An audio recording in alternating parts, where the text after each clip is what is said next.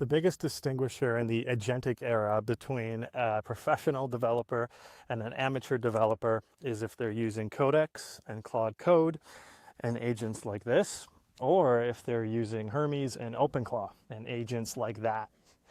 Now, I use all of these things because I'm an educator and because they're really fun. I use OpenClaw for taking notes, and same with Hermes. And I also use these things for vibe coding certain projects or running automations. They orchestrate actual automations. For example, this video that you're watching was created and uploaded by my Hermes agent. But the system, the automation system that is behind that, I built that with Codex. And so if you're in one of these two camps, I'm not taking shots at either of you. But I will say that the most effective way to build software is from these premier labs, right? Like the big boys, OpenAI and Anthropic, and using coding agents like Codex and like Claude Code.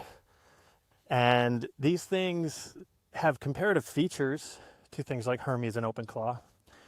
And they honestly are simpler all around. Maybe the branding just isn't as cool, or maybe there's something about these multi-agent systems that attract people who are more amateur developers. But, professional developers understand that multi-agent systems just aren't that helpful. And anyway, you can just do that in Claude Code. It's not like a sexy language around like multi-agent swarm, Claude Code, something. You just say, yeah, get sub-agents to do that.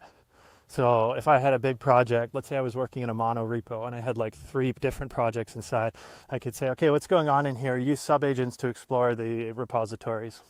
And then Claude would kick off 3 different agents. They would each do an exploration task in isolated context areas. And then they would bring the information back to the main agent, and that would continue the conversation with me. So I guess this video might just encourage you to use these tools more. And if you're still watching and you're mad that I haven't talked about Pi or open source models yet, those things are great. No problem with those. It's just that when I'm doing my most important work, I really am only going to trust the very best model providers. And even typically the best models inside of those providers like Opus.